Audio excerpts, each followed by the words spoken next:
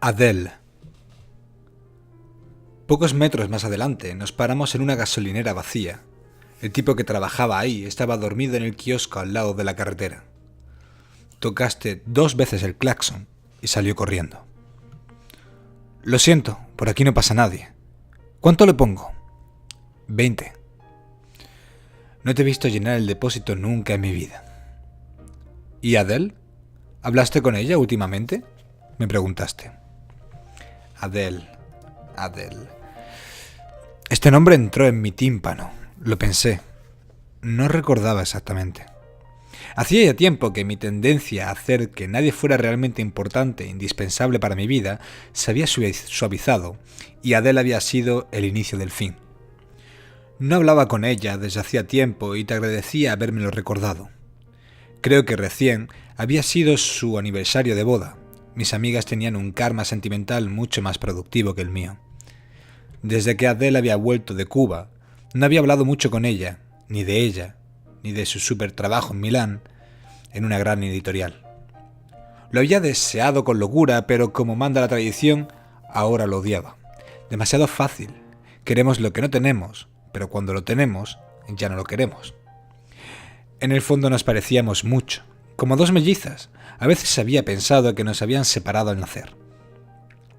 La primera vez que la había visto, había entrado en casa con 3 cajas, una encima de otra, un ramito de regaliz en la boca, una guitarra que nunca había tocado antes y que nunca tocó, y un videoproyector. Todo en el mismo ascensor de 2 metros por 1. En cuanto abrió la puerta, todo se le cayó al suelo y ella tendió su mano hacia mí, con una sonrisa de oreja a oreja. Se había instalado en la habitación al lado de la mía, que Emilio acababa de dejar libre. El apartamento estaba lleno de cosas mías, que ella, inexplicablemente, había conseguido ordenar en una semana, de manera perfecta. Parecía como si yo nunca hubiese vivido allí. Las primeras semanas habían sido muy raras para mí. Por primera vez tenía curiosidad por otro ser humano que compartía mi espacio, por sus canciones, sus libros y sus 40 amigos que teníamos en común en esa enorme metrópolis que era Roma. Habíamos descubierto, poco después de que ella entrara en su nuevo castillo, que habíamos estudiado en la misma escuela de cine. Por eso conocíamos tantas personas de la profesión, que nos daban miedo las mismas cosas de este oficio y que a veces teníamos la sensación de haber llegado ahí por azar. Nos sentíamos muy distintas en ese entorno o quizás simplemente éramos todavía ingenuas. Más de una vez habíamos vuelto a casa hechas polvo, pero no por las horas de trabajo que habíamos echado, más o menos en los límites de la legalidad, sino por el intento extremo que habíamos hecho ese día, también por sobrevivir a un set, o a una oficina, o a una mala leche de algún compañero que, en lugar de contestar, gritaba, o que todavía no había descubierto esa palabra de 7 letras, que muchos olvidan. Gracias. Esa era nuestra lucha diaria en aquella metrópolis, encontrar personas que tuviesen, por lo menos, un mínimo de sentido de gratitud, que respetaran los acuerdos, que no nos tratasen como pulgas y que caminaran sin su ego debajo del brazo. A nosotras en realidad nos gustaban las cosas cotidianas, no simples, pero cotidianas sí, y nos enfrentábamos cada día con una realidad en la que cada uno se hinchaba palabras sobre sí mismo. Choque diario. Por eso, a menudo, nuestra casa se convertía en nuestro refugio en el que podíamos hacer lo que nos gustaba sin el juicio de nadie y en la que podíamos hincharnos a dulce de leche, elemento omnipresente en nuestra nevera. Yo juro solemnemente sobre este alfajor decir la verdad, toda la verdad y nada más que la verdad. Así habíamos inaugurado nuestras primeras sesiones de diálogo en la terraza, el cofre de nuestros secretos. Era la primera vez que volvía a casa feliz y segura de encontrar el apoyo de una persona que a lo mejor se iba a convertir en un bonito recuerdo humano. De ella conocía poco o nada, aparte su marcado acento del norte, que le gustaba el cine argentino, que amaba a los escritores latinos, que tenía un par de hermanos dispersos por el mundo gracias a la pesadilla del trabajo y que no dormía sin sus zapatillas perfectamente alineadas con el borde de la cama. Ella se había instalado en la habitación más grande, la que tenía terraza, porque yo había decidido, al entrar ahí, que yo en aquella casa me iba a quedar muy poco, antes de conocer a Adele, y que por lo tanto no necesitaba tanto espacio. Después de algunas semanas de convivencia con ella, estaba cambiando de opinión. La primera cosa que aprendimos a hacer juntas era ir los miércoles a un restaurante de comida vegana para ver, sentadas en una mesa, muy lejos de la cocina, a Gustavo, en su puesto de cocinero, que no quitaba los ojos de los fuegos. Yo le miraba fascinada, siempre desde lejos, incapaz de hacer algo. Adele no entendía esto de mí, y no era la única. Era incapaz de acercarme a un hombre a menos que no estuviera fumada, drogada o con 3 botellas de vino encima. No lo conseguía, era totalmente incapaz. Una escena típica, Adele y yo, ella con su 1,70 m de piernas, en un club. Hombres sin acercamiento.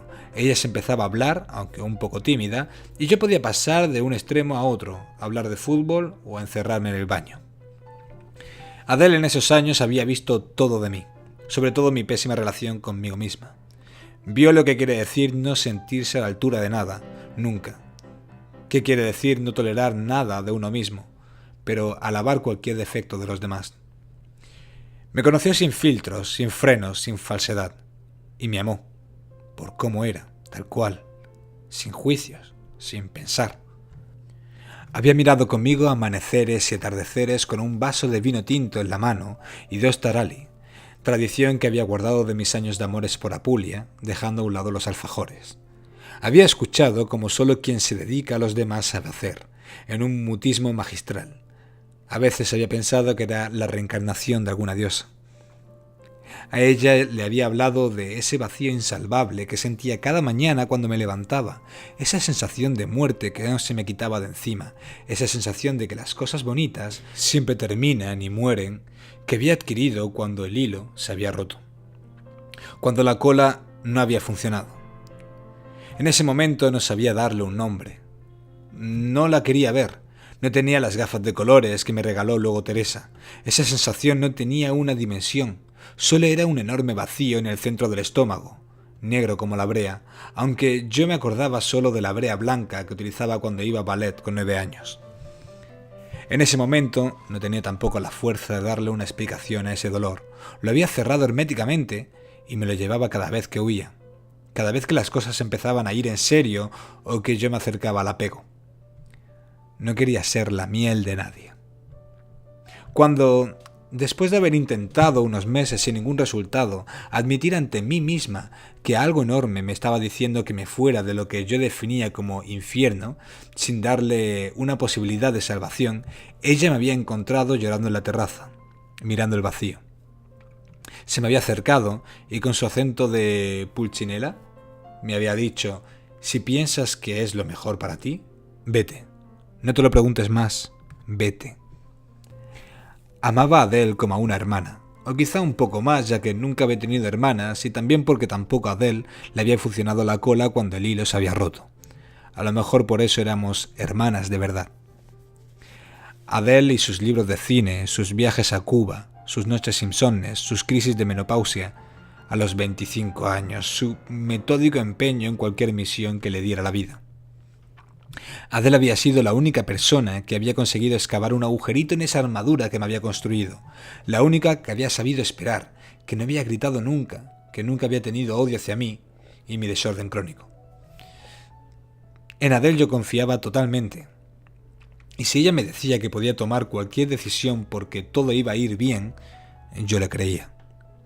Mi querida Adele, que esperaba entender cuál era su posición en el mundo como yo, se había puesto chaqueta y corbata, me había acompañado en ese camino de decisión, pasando más o menos por los mismos inútiles intentos de encontrar su lugar en esta ciudad querida y odiada por ambas, en la que no habíamos nacido, pero en la que un misterioso diseño del destino nos había hecho encontrar y nos estaba regalando las mismas tragedias. Yo también me voy, me dijo de repente. No sé qué hago aquí, me voy. Ese día a las 2 tomamos una decisión. Esas tragedias se volvieron el pan de la comunión. Esperando la separación elegida, empezamos a levantarnos pronto.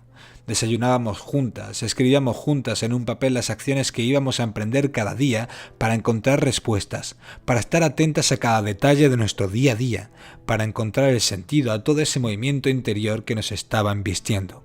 Y puntualmente nos encontrábamos por la noche en la terraza, sentadas en 2 tumbonas robadas en hostia, con una de esas tardes en las que me convertía en Superman y me olvidaba el traje de momia. En la mano un Nero da Bola del bar del Pino, nuestro amigo del barrio de Garbatella, que nos pasaba botellas a bajo precio y delante de nosotras la nada, interrumpida por 2 grúas y al fondo el circo Máximo. Adele y yo hablábamos del día, de cuál de nuestros jefes había sido más cabrón, de cuántos mensajes habíamos recibido de personas del sexo opuesto y de cuántos de ellos podían ser considerados tan importantes como para quedarse. Ninguno. Dios, cómo habría querido ser como algunas de mis amigas, con la cabeza bien puesta, deseos en un número mínimamente manejable, capacidad de contentarse y un trabajo fijo. Pero sobre todo, el mismo chico desde hace años, con lo cual no se planteaban la posibilidad de irse. Yo era al revés. Había intentado de 1000 formas distintas quedarme, no superar mi récord de huida otra vez. Lo había intentado, por Adele también. Pensaba, si yo puedo resistir, lo puede hacer ella también. Así no nos sentiremos más como 2 marcianas en la prehistoria. Pero nada. Me había enamorado de Alberto, que me había dejado de mala manera, después del director de cine que había empezado su carrera en Roma, que estaba buscando todo menos un lugar a mi lado. Me había enamorado del fotógrafo del set, Tiempo Perdido. También del tipo que tenía un hostal debajo de casa con el que me imaginaba los domingos por la tarde al lago de Martignano. Un suicidio. También había intentado encontrar mi hueco en el mundo del trabajo, pero sin resultado. En aquella época había cambiado mi deporte favorito de la huida por el récord absoluto de encuentros equivocados. Todos los intentos caían en el vacío. Nada había conseguido hacerme cambiar de idea, pero yo por lo menos lo había intentado. 19 de julio 2007, 23:30 horas, casi 20 de julio 2007. He decidido, me voy a Madrid. He decidido, me voy, La Habana. Realmente la afirmación de Adele me hizo dar un salto. ¿La Habana? Adele, ¿pero qué me estás contando? La Habana. Nadie va en búsqueda de algo a Cuba, Adele. Pero ¿cómo has podido pensarlo? ¿Cómo puedes hacerlo? Mejor quedarse aquí de verdad. Pero ¿cómo? Y el trabajo, la familia, el continente, la vida, la mamá, la vida. Era esto, vida. Adele había elegido con la tripa el único destino que sus libros le habían regalado, el único lugar que tenía tatuado en el corazón, Cuba. Luego de ahí, quién sabe. Esa noche nos quedamos sentadas varias horas, interminables horas, con nuestro vino, mirando las estrellas, esperando que alguna cayera para poder pedir algún tipo de deseo. Esperábamos la Vía Láctea entera, porque realmente desde ese momento podía pasar de todo. Años después con Teresa entendí que había pasado esa noche. Mi tripa había decidido, no mi cabeza, y no me tocaba a mí juzgar la tripa de Adele. Así que elegimos la fecha, la hora, la compañía aérea que estadísticamente había tenido menos accidentes aéreos en los últimos 5 años y compramos el billete. De julio a septiembre. Tenía 3 meses para pensármelo. Finales de septiembre, para ser exactos, cuando empiece el año escolar. No me habrían encontrado en la lista y habrían empezado sin mí, y sin Adele. Compramos juntas el billete, para estar seguras de que lo íbamos a hacer de verdad, sin volver atrás. Yo desde mi PC, ella del suyo, en el mismo momento. Compra ahora. Habíamos dado al botón a la vez y luego nos habíamos mirado entre conmovidas y extasiadas. Lo habíamos conseguido. Íbamos a hablar otra vez el mismo idioma, sin billete de vuelta.